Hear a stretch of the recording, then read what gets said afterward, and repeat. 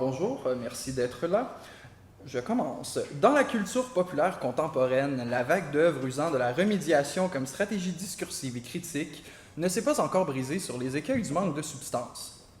Définie par Bolter et Gruson dans Remediation Understanding New Media, la remédiation est un processus de reformation médiatique englobant les emprunts intertextuels, la médiation critique de la médiation ou la mise en abîme de la médiation du réel. Un exemple sans équivoque de cette propension à la remédiation est la série d'animation Rick and Morty, les aventures de Rick Sanchez, un scientifique alcoolique provenant de l'univers C137, et de son petit-fils Morty qui n'est pas le crayon le plus aiguisé de la boîte.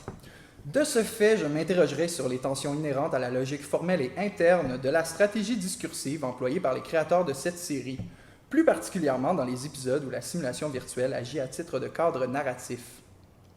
Si on se fie au film de la fin des années 90 mettant en scène des remédiations de la simulation informatique comme The Matrix, The 13th Floor ou Existence, l'usage d'un tel trope fictionnel ne représente pas une innovation.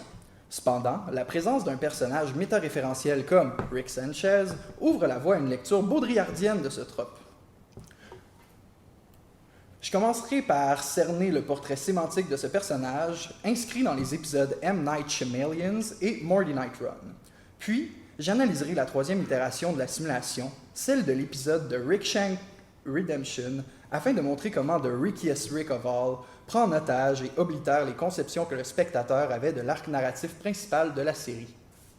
De cette façon, il me sera possible d'établir les manières avec lesquelles la rhétorique métaréférentielle de Rick Sanchez et la remédiation de la simulation dans cette série réfléchissent et reflètent un point de vue mélancolique sur le réel, sur sa représentation et, d'une certaine façon, sur la fiction en général.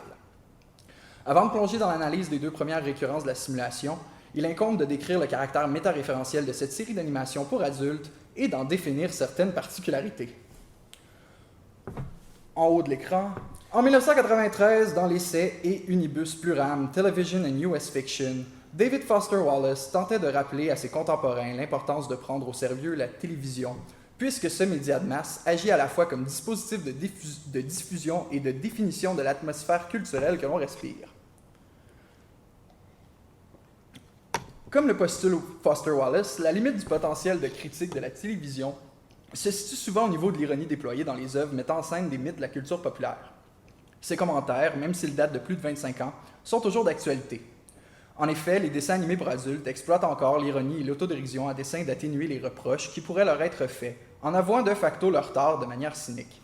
Foster Wallace dit « The fact is that for at least 10 years now, television has been ingeniously absorbing, homogenizing, and representing the very cynical postmodern aesthetic that was once the best alternative to the appeal of low, over-easy, mass-marketed narrative. » Dan Harmon, qu'on peut voir à gauche, le créateur de Rick and Morty et de la série métaréférentielle Community, s'appuie sur ce cadre ironique pour déployer un univers fictionnel partageant des traits avec la science-fiction hyper-réelle décrite par Jean Baudrillard dans Simulacre et Simulation. Il s'agit ici d'une mise en scène de situations décentrées, de modèles de simulation cherchant à revitaliser, à réactualiser, à requotidianiser des fragments de simulation, des fragments de cette simulation qui est devenue pour nous le monde dit réel. Ce type de fiction, selon Baudrillard, prendrait donc les couleurs du réel, du banal, du vécu, et s'articulerait autour d'éléments de la culture populaire de masse, desquels sont repris des structures narratives, des archétypes ou tout autre composant, aussi petit soit-il. Quant au personnage de Rick, celui-ci est bâti sur l'ambivalence et la révolte qui témoignent encore des réflexes d'un univers finalisé, selon Baudrillard. En ce sens, il est un renversement du mythe du scientifique optimiste, une version mélancolique et désillusionnée de cet archétype, maintenant aliéné par son savoir et ses compétences techniques. En prenant comme exemple l'épisode Pickle Rick, où la transformation en cornichon est une innovation scientifique dont l'intention est d'éviter une séance de thérapie familiale, on est loin du Doc Brown de la trilogie Back to the Future qui a servi d'inspiration au personnage de Sanchez. Passons maintenant à l'épisode M. Night Shyamalan ou la déstabilisation cognitive des croyances. J'y viens. Dans le 4e épisode de la première saison, la simulation est une technologie employée par des Igériens dans le but de voler à Rick la recette de la matière noire concentrée, un combustible nécessaire pour le voyage intersidéral à grande vitesse. Les Igériens vont même jusqu'à créer la simulation d'une simulation au sein d'une simulation dans l'espoir de berner Rick. 3 niveaux de simulation. Celui-ci verra au travers de leur déception, c'est-à-dire la simulation hyper réelle de Morty. D'où mon titre, Simortilation. Le jeune garçon n'est techniquement pas présent dans cet épisode. Le jeune garçon n'est techniquement pas présent dans cet épisode, excepté pour la scénette post-générique de fin, où Rick, complètement sous, réveille Morty pour lui dire You know, I had a really rocky road today, Morty. You're my little friend, aren't you? We have some good times together, Morty. You're a real true hero on the field. You're a real trooper, Morty. Ces mots doux font ensuite place à des menaces au couteau, Rick ayant peur d'être dans un autre niveau de simulation. Are you a simulation, you son of a bitch? Du point de vue de la logique interne de la série Rick and Morty, ces paroles appuient notre hypothèse d'une mélancolie correspondante aux convictions nihilistes de Rick Sanchez, qui semble tout de même désirer être reconnu et apprécié par son petit-fils, à condition que celui-ci soit réel. D'un point de vue formel, l'usage de la remédiation de la simulation sert l'intention octoriale cherchant à susciter chez le spectateur ce que j'ai traduit une déstabilisation cognitive des croyances. Celle-ci serait due à l'insertion d'une nouvelle série d'informations qui entrerait en discordance avec ce qui était compris par le spectateur de la nature de la réalité représentée. Bien que la réelle déstabilisation cognitive de cet épisode soit la reconnaissance de la simulation de Morty par Rick, le chef des Igériens annonce ce trope cinématographique en tant qu'une rhétorique de la surprise. « This is gonna be such a mindfuck ». Cette intention actoriale de déstabiliser le spectateur est aussi codée dans le titre de l'épisode, M. Night Shyamalan, faisant référence à M. Night Shyamalan, réalisateur de cinéma affectionnant particulièrement les mindfuck, comme on a pu le remarquer dans The Sixth Sense, Unbreakable et The Visit. Cette impossibilité de coincer Rick dans une simulation et de le leurrer à prendre ce qui est représenté pour le réel est aussi montrée brièvement dans le second épisode de la deuxième saison, lors d'une scène au centre d'arcade Blips and Shits. Ouais, je sais.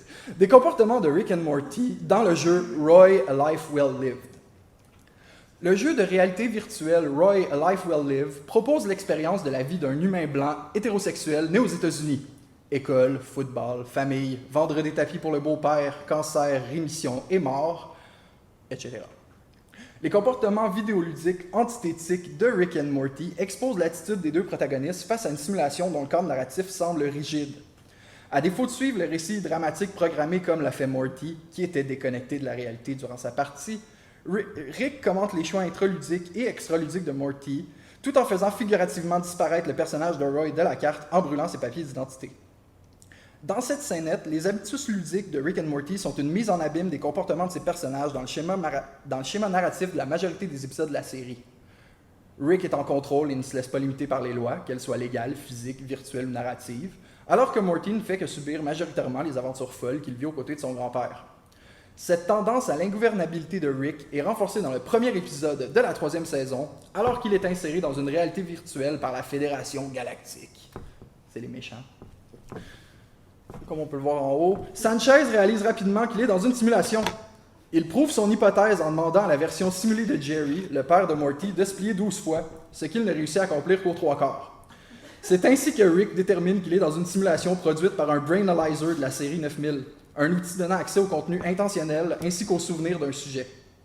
Après la disparition de sa famille, un spécialiste d'extraction d'informations de la Fédération Galactique explique que sa tâche est de lui soutirer les informations en ce qui a trait au fusil à portail interdimensionnel. Le scientifique invente alors un faux souvenir dans lequel il lie la mort tragique de sa femme et de sa fille à l'invention du fameux Portal Gun.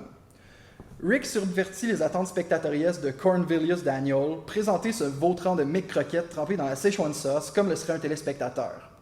Rick réussit ainsi à insérer son propre code informatique au sein du Brainalyzer 9000 en faisant écrire à la simulation de ce qu'il aurait été une série de formules sur le sol. Puisque Rick semble avoir conscience du caractère fictionnel du multivers dans lequel il évolue, il est possible de considérer cette subversion comme une problématisation de l'attente du spectateur quant à la révélation de la genèse du personnage. La radicalité du mode de disparition de l'histoire d'origine de Rick expose le penchant nostalgique d'un imaginaire culturel populaire dont la genèse des héros ou des anti-héros est considérée comme une pratique canonique. Cette absence de sens dans les aventures de Rick and Morty renforce le caractère mélancolique du nihilisme de Rick Sanchez. Je m'appuie ici sur la notion de mélancolie associée à la disparition du sens dans les systèmes hégémoniques saturés, définis par Jean Baudrillard dans Simulacre et Simulation. C'est cette mélancolie des systèmes qui prend aujourd'hui le dessus à travers des formes ironiquement transparentes qui nous entourent. La mélancolie, c'est la qualité inhérente au mode de disparition, au mode de volatilisation du sens dans les systèmes opérationnels. Cette prise en otage de l'attente spectatorielle et la mise à mort du récit de Genèse surviendraient dans le but de violenter les spectateurs, aspirant encore au modèle génésiaque hégémonique vendu par les médias de masse. Cette forme de disparition peut être comprise en tant que contenu provenant d'un narrateur terroriste et nihiliste, dans la mesure où, selon Baudrillard, le terrorisme est le trait de réversion qui efface le reste, comme un seul sourire ironique efface tout un discours. Si être nihiliste, c'est porter, à la limite insupportable des systèmes hégémoniques, ce trait radical de dérision et de violence, ce défi auquel le système est sommé de répondre par sa propre mort, alors ce personnage est terroriste et nihiliste en théorie, comme d'autres le sont par les armes. La violence théorique, non pas la vérité, est tout ce qu'il nous reste. L'étiquette de terroriste est aussi apposée à Rick Sanchez d'un point de vue légal par la Fédération Galactique pour des crimes dont la liste se résume à « everything ». En plus, le déploiement par le Council of Ricks, qui est toutes les autres Rick autres que le C137 qui sont rassemblés ensemble, donc le déploiement par ce conseil du SEAL Team Ricks, une parodie du SEAL Team 6 responsable de l'assassinat d'Oussama Ben Laden, cimente cette nominalisation de terroriste. Rick, en piratant le simulateur Brainalyzer et en transformant en machine à téléverser sa conscience et ses souvenirs, il réussit à faire tomber 2 systèmes hégémoniques d'un seul coup. Il téléporte l'entièreté de la Citadel of Ricks dans la prison de la Fédération Galactique afin d'en faire tomber l'économie. Il fait ainsi passer la valeur de la devise de la Fédération de 1 à 0.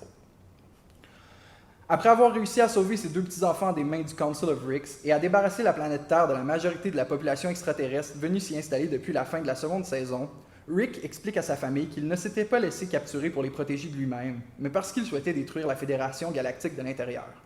Cette intention entre en dissonance avec la perception de sa reddition à la fin de la 2e saison comme un acte sacrificiel n'étant pas empreint d'égoïsme.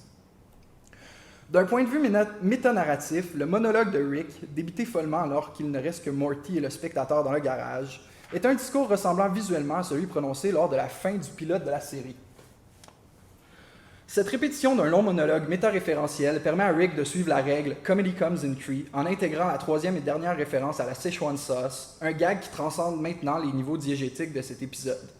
Rick évacue de cette façon toute intention de donner un sens à leur aventure en nommant un objectif dérisoire à accomplir durant les 9 prochaines saisons, ce qui est à dire trouver de la sauce Szechuan qui n'est plus disponible depuis 1998.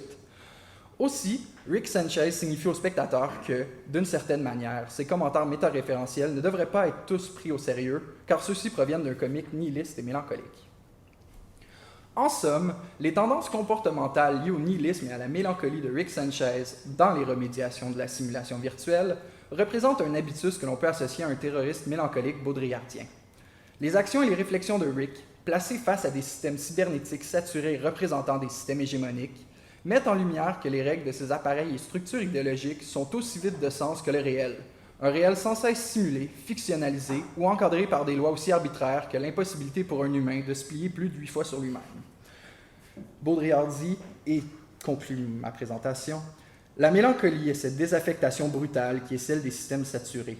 Plus un système est hégémonique, plus l'imaginaire est frappé par le moindre de ses revers. Le défi, même infinitésimal, est l'image d'une défaillance en chaîne. Seule cette réversibilité sans commune mesure fait événement aujourd'hui sur la scène nihiliste et désaffectée du politique. Elle seule mobilise l'imaginaire. »